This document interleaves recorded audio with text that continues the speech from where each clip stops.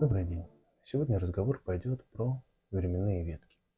Что это такое, как это устроено, как этим пользоваться, как узнать или заметить, что вы поменяли временную ветку, как другие временные ветки влияют на вас, ну и как этим всем пользоваться во время текущих процессов, что происходит, ну и что с этим делать. Все воплощения души находятся в параллельности, а высшее Я пребывает в безвремении, в бесконечном сейчас. И все воплощения, они происходят не во времени, они происходят одновременно. Они происходят многомерно. И в этом воплощении есть многомерность. Мы присутствуем как во фрактале, и возможные, вероятные и Невероятно. И главная временная ветка, которая воплощается в физической реальности, они находятся одновременно. Они как бы развиваются одновременно, они как бы проживаются одновременно. То есть здесь есть время. Третья плотность, третья, четвертая плотность есть время. И это значит, что мы пребываем в иллюзии, что есть последовательное развитие событий. То есть мы помним вчерашний день, предполагаем, что будет завтрашний, вот, но в плотностях других, в том числе на плотности, где находится ваш пульт управления вашими воплощениями на уровне высшего Я, все воплощения как бы уже известны, они как бы уже есть. Они как бы уже прожиты или проживаются сейчас, или будут прожиты. То есть они существуют как бы вне времени, они есть.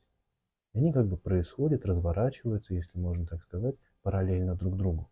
То есть вы, как частица сознания, здесь пребываете в иллюзии, что они были или будут, есть прошлые жизни или будущее, но на высших аспектах все воплощения уже произошли или произойдут, или происходят сейчас. Когда речь идет о том, что человек вспоминает или погружается в свое прошлое воплощение, или видит будущее воплощение, и как бы находящихся в одном фрактале, он находит их одномоментно. И одновременно все воплощения, которые с нами происходят, как с душой, в других мирах и в других плотностях, они тоже присутствуют сейчас, одновременно с этим воплощением.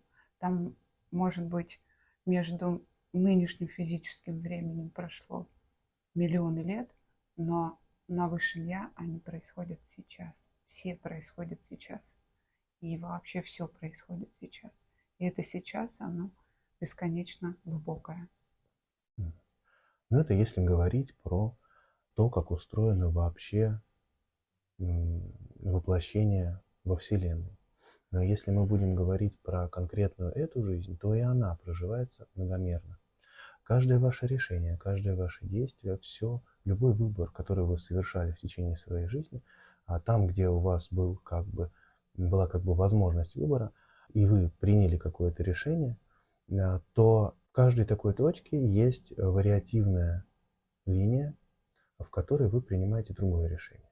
То есть параллельно проживаются все возможные варианты вашей жизни, все возможные события, которые с вами могли случиться, но не случились или случились в разных вариантах. Эти временные ветки похожи на такие веера, расходящиеся от каждой точки. Есть точки ключевые, которые обладают большей значимостью, есть точки менее важные, и от каждой такой точки расходятся веером, как круги на воде, разные вариации того, что с вами могло бы произойти. Та ветка, на которой вы находитесь сейчас, смотря это видео прямо вот в моменте, она для вас главная, та, по которой развивается ваша жизнь. Она как бы наиболее вероятная. Есть ветки менее вероятные, которые есть и в будущем, и в прошлом. Как мы помним, ваша жизнь, она как бы уже есть, как отпечаток на уровне вашего высшего Я во всех вариативностях. Есть ветки возможные. Они отдалены от главной временной ветки, в которой вы сейчас находитесь, на как бы наибольшее расстояние по этому вееру, а наиболее далекое от центра. Но они тоже существуют. Перемещение по временным веткам происходит за счет трансформаций. Быстрее всего и сильнее всего за счет внутренних глубинных трансформаций. Но бывает перемещение по веткам происходит и по другим причинам, когда человек выбирает, встречает что-то на своем пути, и у него что-то внутри перещелкивается. Он как бы резко что-то переосознает, резко выходит в другое состояние, и он смещается по временной ветке, и развитие дальнейших его событий происходит не так, как с ним, как он чувствует, должно было случиться. Произошло что-то крайне неожиданное в ощущениях человека. Вот это тоже перемещение по временным веткам. Оно случается иногда. В процессе перехода и трансформации, которые с ними связаны, когда человек находится ежедневно или постоянно в процессе трансформации, смещение по временным веткам происходит также постоянно. Каждый день или несколько раз в день, или множество раз в день. Смещение по вероятным, по возможным, в зависимости от того, куда вы в своих трансформациях развернулись, докуда вы добрались, до каких причин и связей, до каких центров в своем управлении, в своем воплощении, в своих чувствах.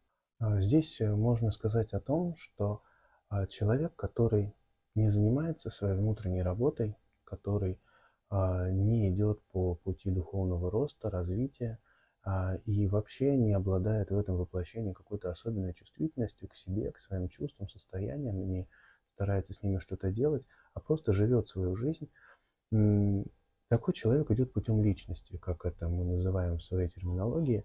Это значит, что его судьба, его жизнь в целом определена от его рождения до его смерти. Жизнь и судьба такого человека может быть буквально просчитана. То есть с таким человеком отлично работает астрология, отлично работают руны, таро и все другие способы предсказания его судьбы, его будущего, потому что оно полностью определено как бы системой, как бы программой. Его временная ветка, она одна, прямая, главная. И те вариации, которые расходятся вокруг нее, они, скажем так, незначительны. Они, то есть это как бы нюансы.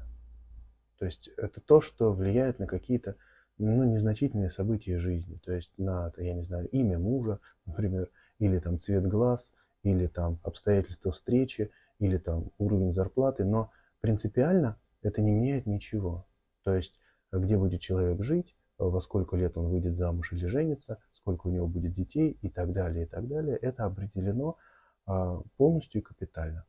У человека такого, у такого воплощения нет выбора души для того, чтобы это воплощение как-то менять. То есть становиться в этом воплощении режиссером, сценаристом, тем, кто, собственно, по своему выбору здесь двигается. Обратная ситуация у тех людей, которые стремятся к своему пробуждению, которые стремятся к тому, чтобы здесь проснуться и стать действительно буквально творцами своей реальности. У таких людей после активации, после открытия сердца грядущая судьба уже не прогнозируется. Грядущая судьба, все, что разворачивается вперед, оно идет уже с уровня души. То есть человек выбирает, какую из возможных вероятностей он будет проживать здесь осознанно. То есть что он из всего огромного фрактала возможностей он здесь как бы реализует непосредственно в этой главной временной ветке. Что он сделает сам для себя главным? Когда человек, который идет путем души, трансформирует и исцеляет разные зоны своей структуры, сердца и так далее по высшим планам, он разворачивает эти фракталы на трансформацию и, следовательно, на разворачивание разнообразных новых возможностей, которые главная временная ветка и две смежные, как это обычно бывает, их три, они начинают разворачиваться как такими фрактальными цветами на пути движения человека по своему пути души. Такой человек, который движется по своему пути осознанно, осознанно исцеляет свое внутреннее состояние, имеет доступ к изменению своей реальности. Причем как к своему настоящему, так к своему прошлому, так и своему будущему. Интересно, что эти изменения могут происходить и, как правило, происходят, сейчас, в настоящее время, в большей степени неосознанно. То есть осознанное изменение временной ветки доступно ограниченному кругу людей, которые знают, как это делать, как на нее сместиться, как ее выбрать. В своем подавляющем большинстве это происходит неосознанно, то есть исцеление состояния происходит, ветка меняется, и после смены ветки уже можно узнать, заметить, что ветка изменилась. Как заметить изменение временной ветки? Это интересный процесс. Здесь нужно доверять самому себе. Нужно доверять своим наблюдениям, доверять своей памяти, доверять тому, что вы видите, чувствуете и слышите. А другая временная ветка отличается для вас как-то всем. Вы можете заметить, что вы иначе воспринимаете реальность, как будто реальность чуть-чуть стала другой, как-то неуловимо иной, как-то вся. Другой прием через память. Вы можете заметить, например, через прошлое, вы можете заметить, что у вас как будто бы разные воспоминания о прошлом. Как будто бы вы помните, что событие было, а ваши знакомые говорят, что его не было. Или вы, например, знаете, что вы были в каком-то городе, но выясняется, что у вас нет из этого города ни фотографий, ни никаких документов, и как будто бы вся реальность говорит вам о том, что вы там никогда не были, а вы его помните. Вы помните, как туда летели, как там гуляли, но никаких свидетельств этому нет. Может оказаться так, что у вас как будто бы несколько воспоминаний о вашем прошлом, из которых вы как будто бы чувствуете, что одно воспоминание вроде как настоящее, а остальные их может быть одно или два альтернативных, они какие-то как будто дрожащие, как будто бы вы не знаете, то ли они были, то ли это был сон, потому что, как будто не может же быть несколько прошлых. Так реагирует ваше сознание. Оно пытается объяснить и как-то его пытается уложить, эту информацию в вашей голове. Тем не менее, это явное указание на то, что у вас меняется ветка, меняется и меняется. Сейчас они меняются очень быстро, и вы можете замечать такие изменения, буквально в течение дня, когда вы, я не знаю, с утра, например, вышли, выкинули мусор, ходили целый день, вечером смотрите, а пакет на месте стоит. Вы его как будто не выкидывали. Вот. То есть такие вещи. Или вы замечаете, что у вас вдруг, то есть все это время вы жили, у вас была дверь, например, черная, а теперь вы идете, смотрите, она коричневая. Спрашиваете у соседей, почему дверь покрасили, они говорят, не красили, всегда коричневая была. То есть такие вещи, если вы будете их замечать, будете на них обращать внимание, будете на них полагаться, давать место в своем сознании, что так может быть, вы будете замечать этого больше. И процесс смены ветки для вас будет происходить в большей степени осознанно. Сейчас смена временных веток сопровождается, с одной стороны, чувственным состоянием, а с другой стороны, оно очень сильно проявлено в материи, и это касается вещей. То есть перемещаются вещи, изменяется количество комнат в квартире и так далее и тому подобное. Вопрос только заметить, потому что сознание пытается вытеснить эти вещи, чтобы чувствовать себя в безопасности. То, чего не может быть, сознание вытесняет. Если вы даете этому место, вы можете наблюдать, что происходит и что в этой новой реальности, куда вы сместились, что в ней нового, какие открываются возможности для вашего проявления.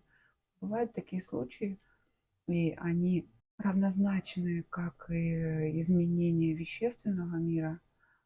Это когда появляются новые интересы, новые в своей знакомой реальности до исцеления своих частей и состояний.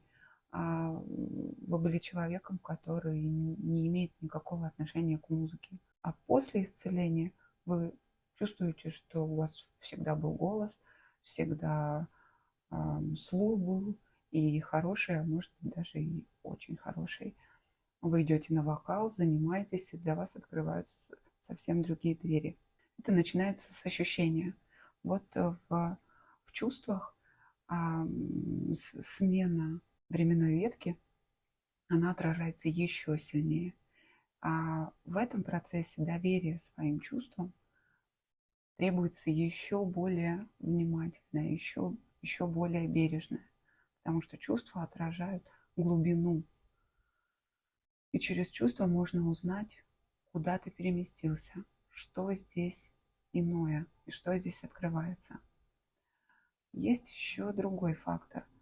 Для тех, кто работает со своими состояниями, со своими частями и так далее на разной глубине, есть такой фактор, когда у человека не было в жизни события, которое бы у него вызывало такие чувства, которые он, например, испытывает, как будто у него произошло какое-то горе.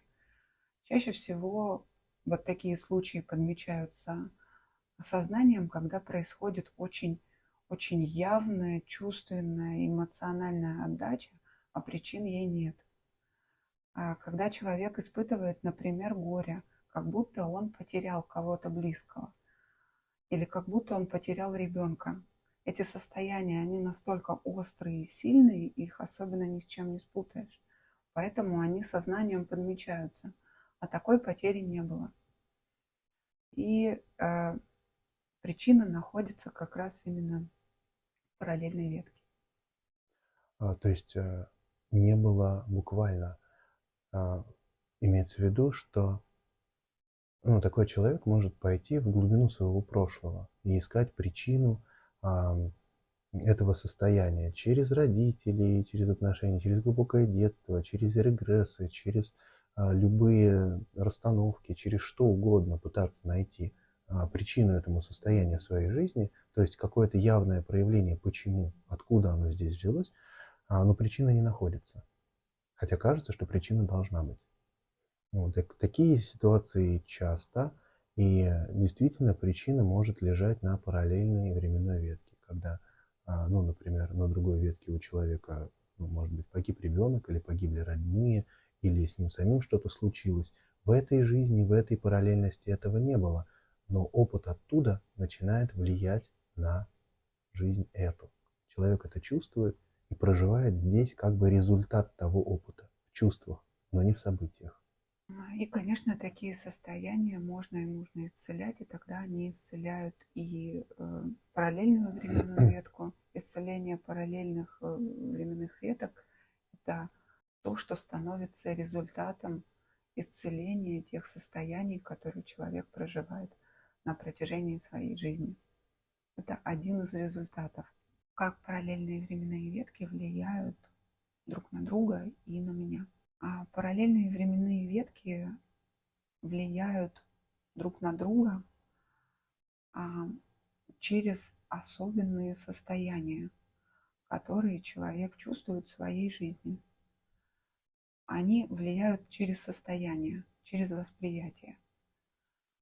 И могут отражаться и в вещественном мире, и появлению разнообразных людей в поле и так далее.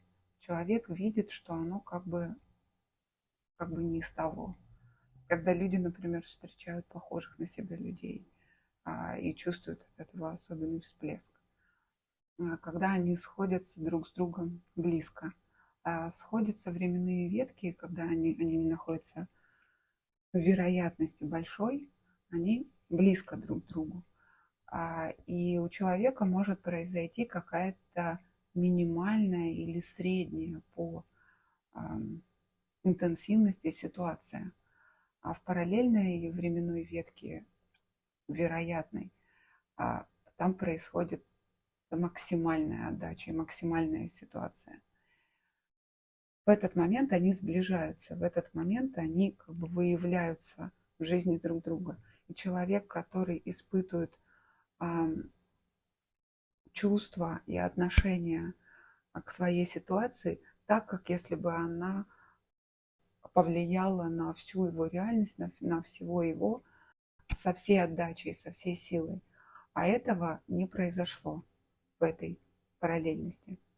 То есть, если говорить о том, как происходит наше это воплощение, то, рождаясь сюда, фрагмент души воплощенный, он как бы начинает такой фрактал воплощения. Он начинает от некой точки рождения, он начинает такую череду волн, расходящиеся тропинки, расходящиеся лучи в разные стороны, которые ветвятся. Если вы смотрели сериал «Локи», там очень красиво это показано, как ветвится временная ветка. Также это происходит, в общем-то, очень похоже и в реальности. И душа, то есть, часть души, фрагмент, заходя в воплощение, он как бы заранее соглашается, делает выбор, принимает решение прожить эту жизнь во всех вариациях.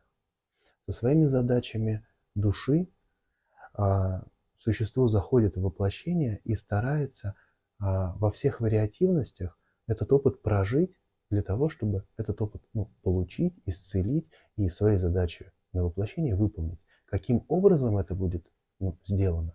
Для этого и существует этот фрактал. Каждая временная ветка дает разные вариации для того, как решить эту задачу. Большинство временных веток задачи не решают или решают частично. И есть всего несколько вариаций, которые решают основные задачи. Потом на какой-то временной ветке можно выйти, скажем так, в осознанность, в пробужденность. И дальше, двигаясь, забирать задачи большие, что-то более интересное и начинать уже творить свою реальность. При этом ветки тупиковые и ветка основная, они имеют в своем зерне одну и ту же суть, один и тот же некий опыт, который должен быть осознан или прожит, или так или иначе исцелен. Где-то этот опыт может быть исцелен только как в материи, через проживание. Где-то он не может быть исцелен через проживание и не будет исцелен. Где-то его можно исцелить, условно говоря, виртуально, внутри самого себя, путем работы со своими чувствами и состояниями. И поэтому вот это взаимовлияние временных веток очень интересно, потому что, исцеляя здесь, то есть мы-то чего хотим-то? Мы же хотим, чтобы наша жизнь стала чудесной, сияющей, наполненной, прекрасной, чтобы мы могли быть творцами своей реальности, чтобы мы могли действовать из самого лучшего, делать для себя, для других, для этого мира самое лучшее, самое прекрасное, проводить сюда максимум самого себя. И исцеляя здесь один, может быть, даже небольшой какую-то небольшую часть сердца с небольшим каким-то, казалось бы, опытом болевым здесь, на этой параллельности, вы тем самым как будто бы подбираете ключик к тому, чтобы исцелялись другие временные ветки. То есть, работая здесь со своим сердцем, здесь в своем воплощении, вы исцеляете вместе с этой частью, вы исцеляете целый веер частей своего сердца на параллельных ветках. Особенно если это делать осознанно, можно почувствовать все эти потоки, временные ветки, спирали, как это разворачивается. То есть вы исцеляете все свое воплощение на этой земле, во всех параллельностях, во всех вариациях. Душа и высшее Я проживают свое воплощение и все свои воплощения единомоментно. Здесь из воплощения человек, если он не осознает свои временные ветки, не осознает фрактальность, безвременье и причинно-следственные связи, какой опыт на что влияет, от этого не меняется разворачивание самого этого контура. Просто сам человек в материи здесь из сознания этого не видит. Это все проживается слоями выше.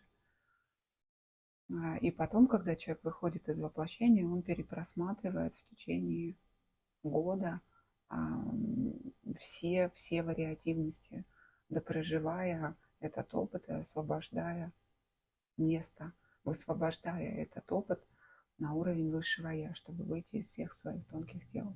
Когда человек занимается осознанно своими трансформациями и исцелением своего опыта, он исцеляет все вариативности, не выходя из воплощения. И он постепенно прибывает в то состояние и энергетическое, и состояние сознания, в котором он видит и чувствует, как он влияет, и как на него временные ветки постоянно влияют, что откуда идет. И исцеляя осознанно, человек видит и результат. То есть, получается, это работает каким образом? Вы имеете в своем сердце некий объем болевого опыта, некие слои частей сердца, которые формируют вашу реальность. Любой болевой опыт в сердце имеет одну цель. Для вас, как для души, реализация ее может быть любой. А цель такая. Опыт хочет быть прожит. Опыт хочет быть проявлен. Любая боль хочет одного. Быть проявленной, принятой, исцеленной. Поэтому для вас ваше будущее формируется вашим выбором, вашей волей, с одной стороны. С другой стороны, тем объемом болевого опыта, который у вас уже вложен, который составляет ваш план на воплощение. И для вас внутри складывается такая картина, что вы либо можете идти в буквальное физическое проживание этого опыта.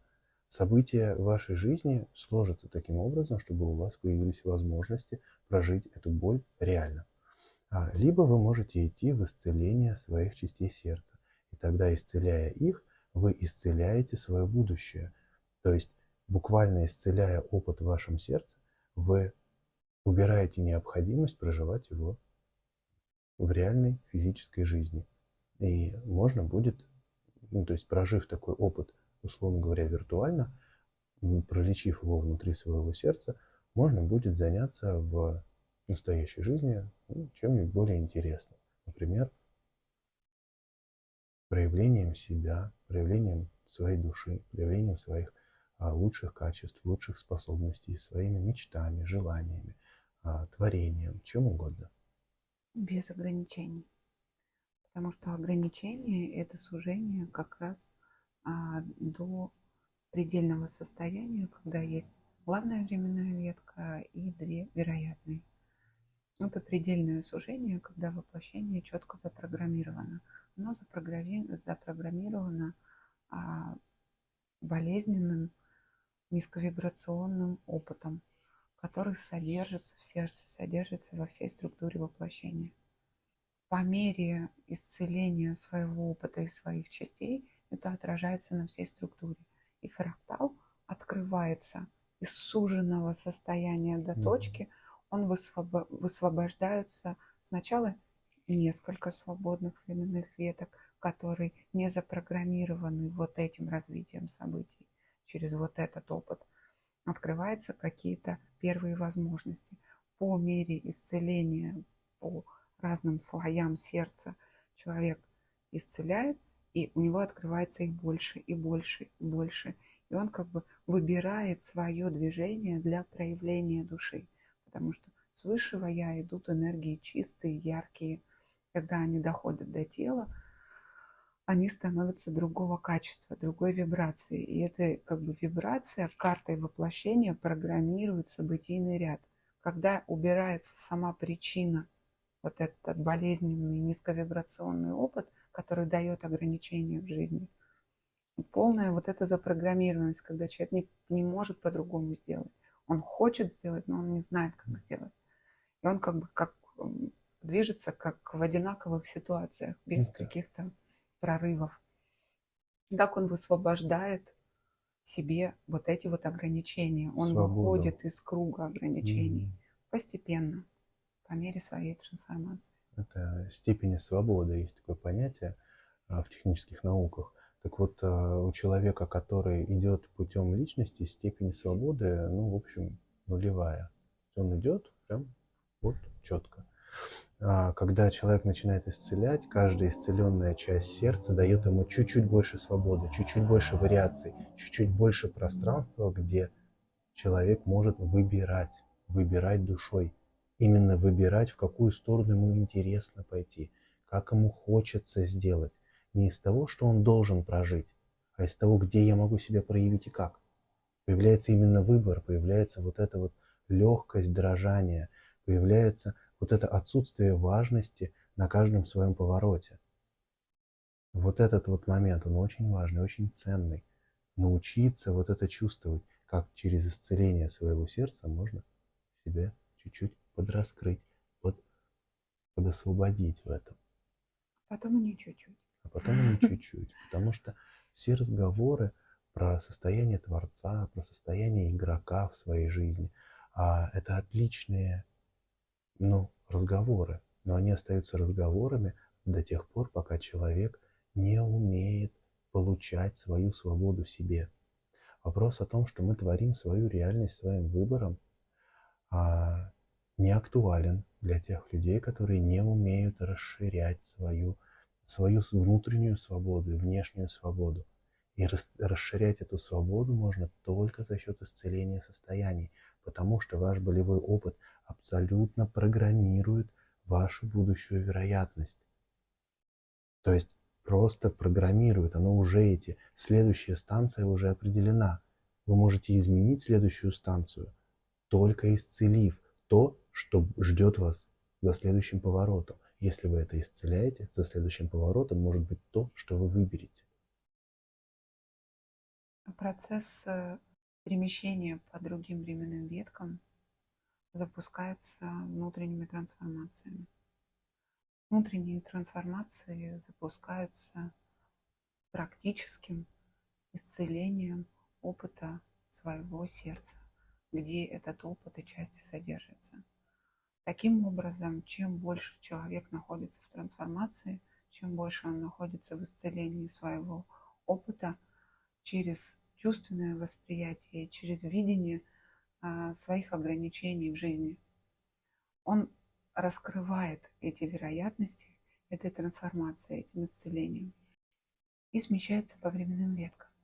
Смена временных веток в зависимости от того, на каком уровне и глубине своих трансформаций вы находитесь, не имеет пределов. Возрастает только осознанность и чистота, потому что сейчас естественно и хорошо смещаться по временным веткам беспрерывно.